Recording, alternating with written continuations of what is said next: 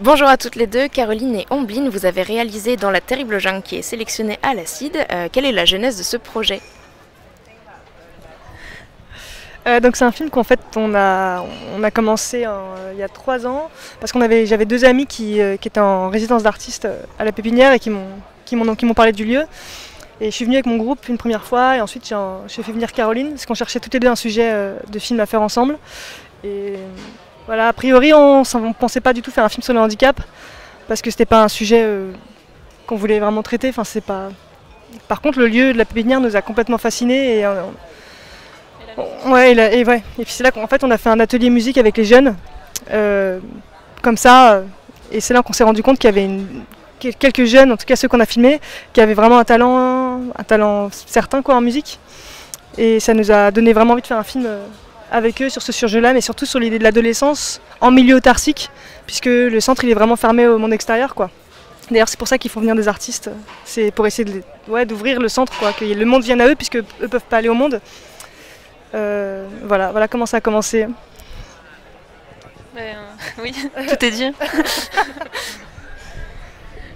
Votre film oscille entre documentaire mais aussi fiction, puisque vos personnages, enfin les jeunes, interprètent leur propre rôle mais se créent aussi des personnages.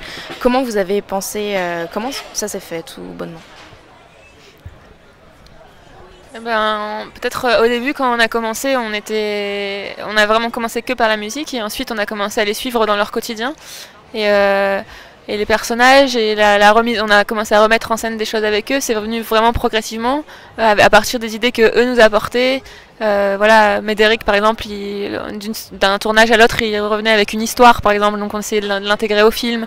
Et donc la fiction, elle est venue comme ça, de par leurs idées, de par ce qu'ils avaient envie d'être comme personnage. Et aussi on les guidait du coup dans ce sens-là. On se dit ah bah toi t'es plutôt ce personnage, ça serait bien. Est-ce que tu voudrais faire ça ou voilà, eux aussi nous proposer des choses. Et ça s'est construit voilà comme ça. En fait, c'est jamais vraiment de la fiction parce que la plupart des choses qui sont dans le film, c'est soit des choses qu'on a remis en scène avec eux, soit c'est vraiment des idées qu'ils eux avaient envie de mettre. Mais souvent on leur disait voilà, ici, ce film c'est aussi une tribune, donc vous pouvez, c'est l'endroit où vous pouvez vraiment dire ce que vous ressentez. Et en fait vous êtes complètement libre, donc on essayait de pas trop canaliser, enfin de pas prescrire en fait des choses. On essayait de faire des cadres qui soient assez larges pour qu'en fait ils puissent en déborder ou qu'ils soient libres à l'intérieur de ces cadres-là. Et on mettait en place des sortes de petites mises en scène, parce qu'ils ont un emploi du temps hyper chargé, vraiment en emploi du temps de ministre à l'IME. Donc on avait un créneau horaire où la lumière nous intéressait et eux ils étaient libres.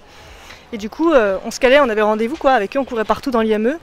On disait à telle heure on a rendez-vous avec Médéric, on tourne cette scène, on lui mettait un petit micro à chef et il partait en freestyle.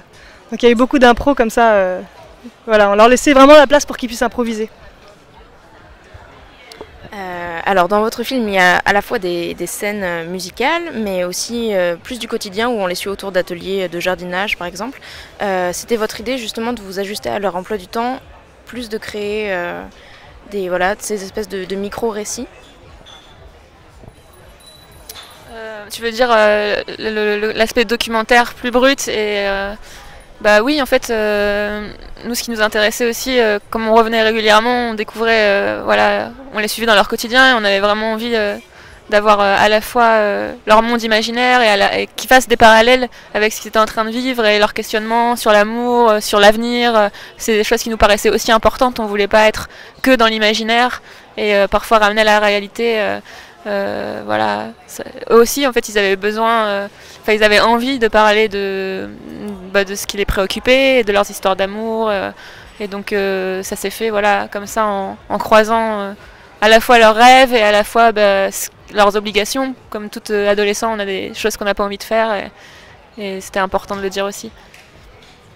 Et il y a aussi, ce qui était important pour nous, c'est qu'en fait on a réalisé quand même en arrivant à la Pépinière que on a tous des rêves et des choses qu'on voudrait accomplir plus tard, mais en fait quand tu es à l'IME, tu es un peu coincé parce que voilà, tu es dans le circuit des handicaps, donc de là il n'y a pas beaucoup de portes de sortie possibles. Tu vas pas pouvoir te retrouver dans le monde normal et soudainement devenir secrétaire, c'est ce que dit Ophélie dans le film. Ou médecin, ouais. Donc c'est foutu quoi. Tu vas aller dans un ESAT ou tu vas retourner chez tes parents ou dans un autre centre.